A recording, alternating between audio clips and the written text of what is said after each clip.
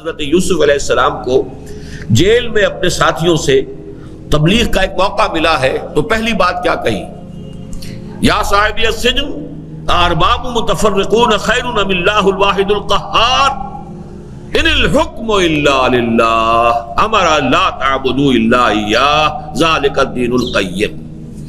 حکم کا، فیصلے کا، حکومت کا، حاکمیت کا حق کسی کے لیے نہیں ہے سوائے اللہ کے، اور اس نے حکم دیا ہے کہ اس کے سوا کسی اور کی بندگی نہ کی جائے۔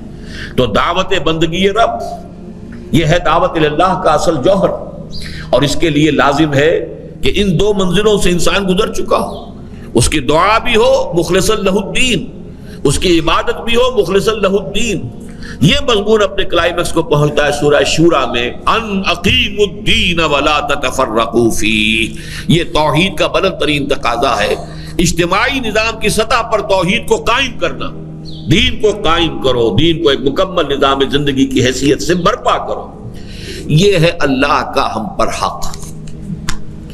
اب اس کے بعد دوسرا سب سے بڑا حق ہم پر کس کا ہے؟ اللہ کے رسول صلی اللہ علیہ وسلم کا، جن کے ذریعے سے ہمیں یہ ہدایت نصیب ہوئی، جن کے محنتوں اور مشقتوں اور ان کے ساتھیوں کی قربانیوں، ان کے صدقے میں آج ہم نماز پڑھتے ہیں، روزہ رکھتے ہیں، آج ہم مسلمان ہیں۔ ان کا جو حق ہم پر ہے وہ یہ کہ جو آپ نے آخری خطبے میں بیان فرما دیا تھا کہ میں صرف تمہارے لیے نبی یا رسول بن کر نہیں آیا تھا، میں تو پوری دنیا کے لیے نبی بنا کے بھیجا گیا ہوں، پوری نوع انسانی کے لیے۔ وَمَا أَرْسَلْنَاكَ إِلَّا كَافَّةً لِلنَّاسِ بَشِيرًا وَنَذِيرًا لہذا فَلْيُبَلِّغِ الشَّاهِدُ الْغَائِبَ۔ اب آج میرے کندھے سے یہ ذمہ داری اتر کر تمہارے کندھوں پر آ گئی ہے۔ گواہی لے لی، الا هل بلغت، کیا میں نے پہنچا دیا یا نہیں؟ اور پورے مجمع نے بیک زبان کہا انا نشہد انک قد بلغت وادیت ونصحت۔ ایک روایت میں اس سے بھی زیادہ تفصیل آئی ہے، انا نشہد انک قد بلغت الرسالۃ وادیت الامانۃ ونصحت الامۃ وکشفت الغمۃ۔ اے نبی، ہم گواہ ہیں کہ آپ نے حق امانت ادا کر دیا، حق رسالت ادا کر دیا، ہماری خیر خواہی کا حق ادا کر دیا، اور ساری گمراہیوں کے پردے چاک کر کے اب روشنی، ہدایت کی روشنی کو مبرہن کر دیا۔ پھر آپ نے فرمایا فَلْيُبَلِّغْ، بلکہ اس سے پہلے اللہ سے بھی عرض کیا اللہم اشہد، اے اللہ تو بھی گواہ رہے، یہ مان رہے ہیں کہ میں نے ان کو تبلیغ کا حق ادا کر دیا ہے۔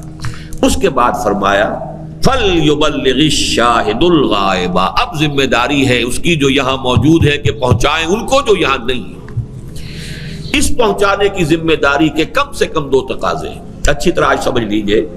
پہلا تقاضا یہ ہے قرآن مجید کی دعوت ہر فرد نوع بشر تک پہنچا دینا، یہ اس امت کی ذمہ داری ہے، کلیکٹیو ذمہ داری ہے۔ اس لیے کہ قرآن کا پہنچا دینا رسالت محمدی کے پیغام کا پہنچا دینا ہے صلی اللہ علیہ وسلم۔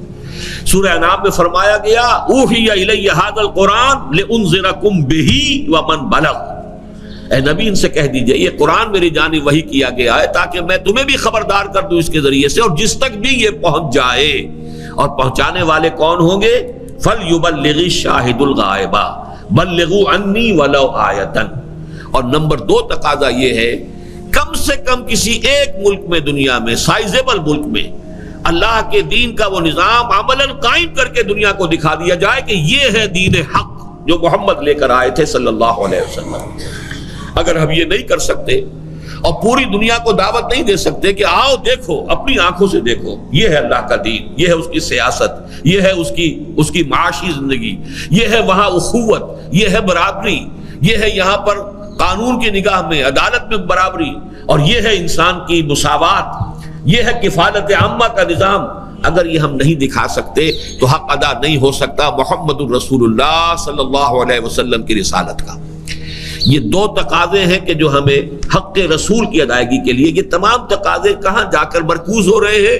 دین کو ایک نظام زندگی کی حیثیت سے قائم کرنا۔